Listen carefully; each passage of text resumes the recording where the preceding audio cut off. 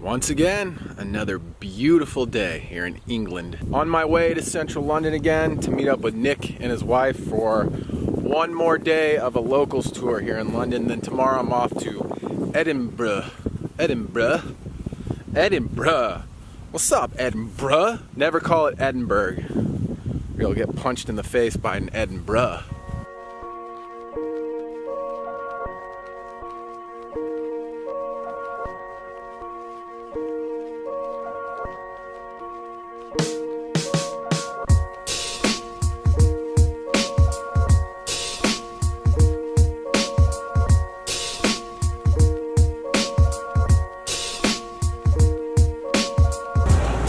Avocado, olives, arugula, lunch. $3.50. This would be like $10 in the United States. I'm sitting here waiting on Nick and Daniela to get here. Last night I got home and my Airbnb hosts were praying to Allah. And I was like, ooh, this is so fascinating. Long story short, it's Ramadan. They offered me some amazing pumpkin soup, some dates, some bread, some fruit. We had a wonderful dinner, discussed Christianity, Buddhism, Islam, all the religions over a nice meal. Then, as I was finishing my dinner, they went and prayed, and I heard them like, Allahu Akbar, Inshallah, in the other room. And it was just really fun to talk with people who are from such different walks of life. They're both from Bangladesh, the husband and wife. But I thought I would share that because Daniela wanted to take me to, you can't see it, but it's Hillsong. It's the Hillsong Church.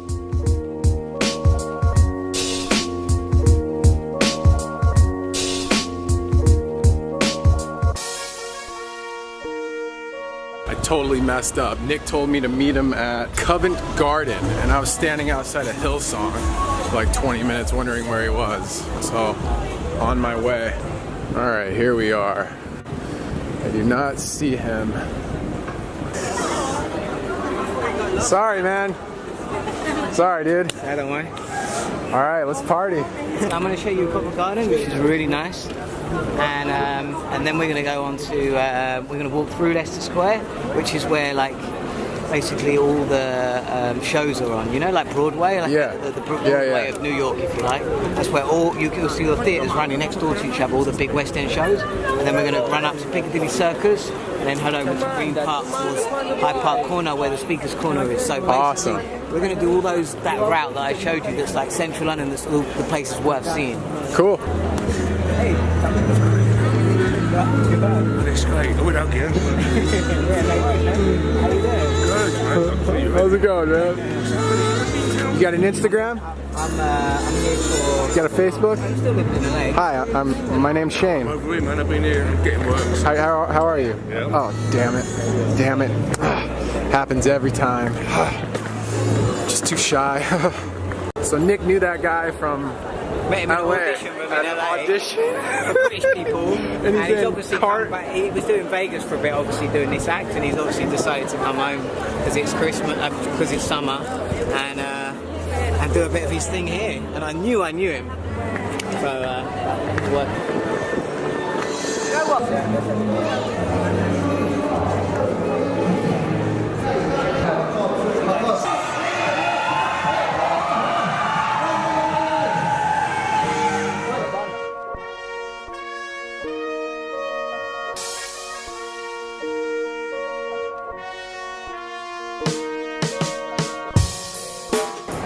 Heading into Leicester Square, and we're breaking the law right now. Oh yeah, it's great. We're still walking. This is the area where it's like Broadway, Leicester Square. By it, and it's all the way up this street here. You get all these shows right here. All the West End shows on at the moment, like School of Rock, Oh yeah. Dream Girl, Chicago, Thriller, you know, Lion King, all that stuff. Now we're heading here because they're only here in the States. train, you'll notice it was like, right, Covent Garden, then you've got Leicester Square, then Piccadilly Circus. Instead of doing each one by train journey, we're just walking it all. So we're just in Covent Garden, then we just walk through Leicester Square, and now we're heading right into Piccadilly Circus. Piccadilly Circus. Yeah. Give me a Piccadilly Circus. It's really busy. How much for a Piccadilly Circus? When we express things to be busy in England, we say it's busy like Piccadilly Circus. Like someone's house has got a bunch of people coming in and out. You're like, God, it's like Piccadilly Circus around their house. And this is how busy Piccadilly Circus is. And also, when you're feeling squirrely and you want something you never had, you ask for the Piccadilly Circus. that one's Shane made up. Piccadilly Circus. Give me that Piccadilly. Let me get that dilly on that pickle. Ugh. Oh, this is like New York, dude. This is like, or maybe this is New York's a rip off of this. Who knows?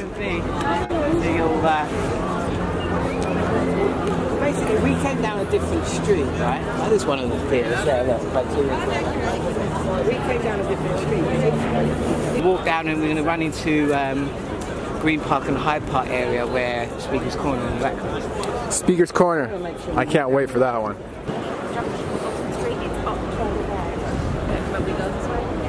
Hey Nick, can you get me on the dog and bone?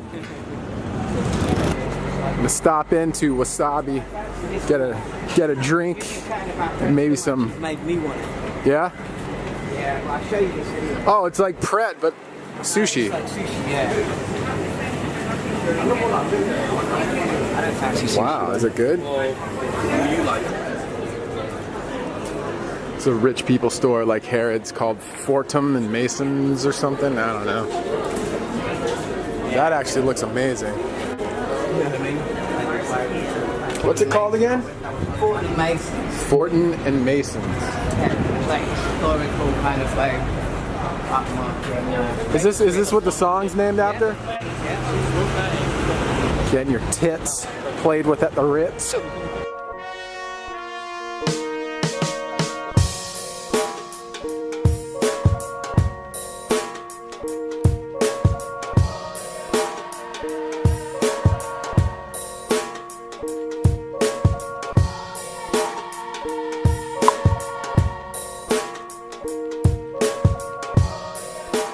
Take us through into Hyde Park Corner, where Speaker's Corner is. Why are there so many cool guys on rollerblades? Hey guys. Rollerblading in my free time. Rollerblading when I ain't got no free time. Rollerblading with Danny Quaid, man. The funny thing was we both were masturbating. And the more suburbs, but they're like up and coming and you can like smooth the buses and just say what they want.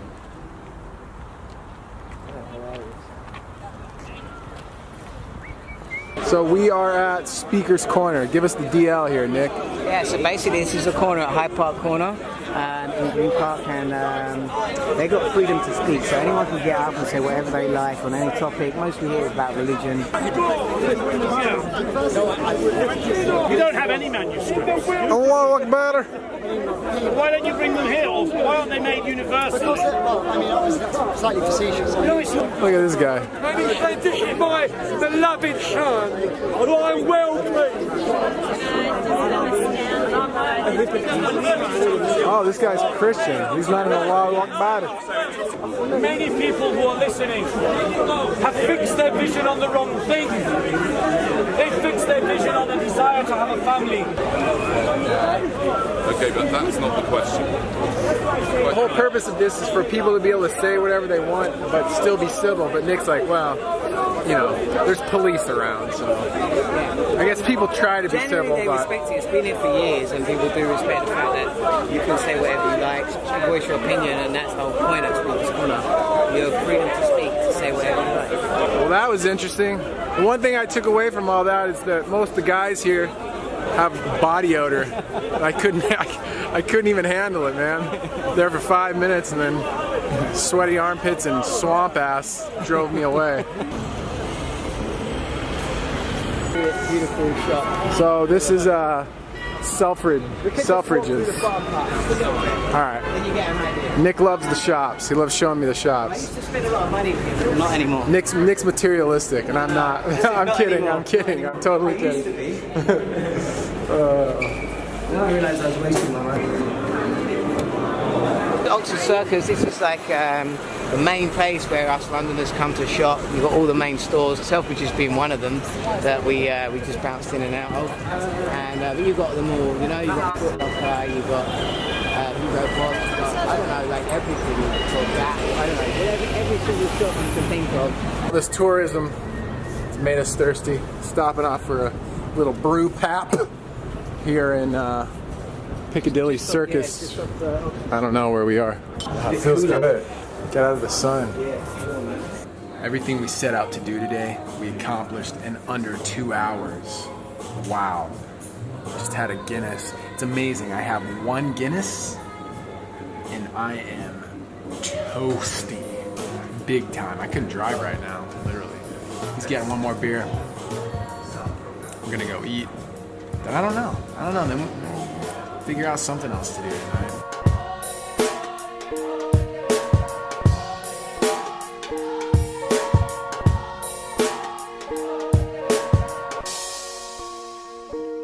We're entering Soho.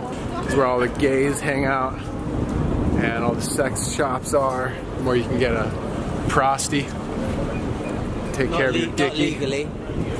Yeah, not legally, obviously. You can go get a nice dinner, you get tea-bagged afterwards, and then go back to the place where you had the nice dinner and get a tea bag and drink it.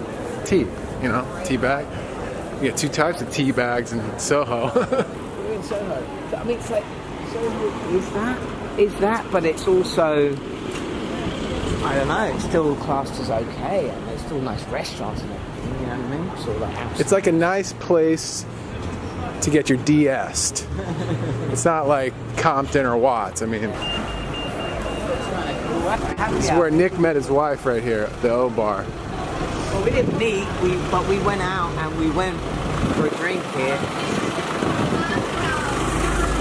After our first meal, we met in London. Then this was the first pub or bar we ever came to. So and this cute. was our first kiss. So cute. Just over there.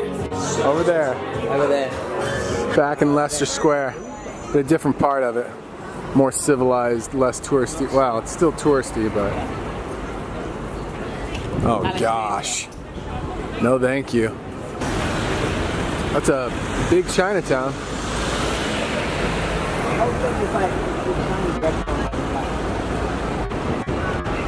Ended up at another Indian restaurant. This is what I fancy when I'm in London. When I'm hungry, I fancy Indian. What can I say? It's just so good. Like, the ambiance is amazing. It's just not like this in LA. In Indian restaurants in LA, you walk in, there are little dumps, hole in the wall. This is a hole in the wall, but very elegant and nice. What do we got here? Rami Naan, chicken korma the lamb suck. and rice. Amazing. Once again, just can't go wrong. Well, Indian food was wonderful. The night's over. We're going home. I'm flying out. I can't handle the craziness of London. What else do you have to say? Anything? I'm too full up, so I'll see you later. See you later. There's a lot more. Well, there you have it, folks. That's London. That's London behind me. I've had enough. If I stayed another day, I don't even know what I would do. Go shop, go eat Indian food again. Yeah. Nice and dirty park bench. All right, we'll finish off the video here. All right, my thoughts on London. The good thing about London is the food is amazing, the quality is amazing, even at little convenience shops that are similar to 7-Elevens in the United States. The food, the meat, everything, the ingredients is so clean, so good, no chemicals in the damn food. That is a huge plus. All the restaurants are amazing, and it's fairly inexpensive, surprisingly inexpensive. Another really cool thing about London is that there are so many damn people that you could have a business doing anything. Nick and I, the last 2 days that we walked around, everywhere you go, shops, restaurants, service shop, any kind of service you can offer is in London. And anywhere you go, there are people just flooding into all these shops. So I really think London is a great place for opportunity and to make money. Now let's get on to the bad. The subway is so loud. Seriously.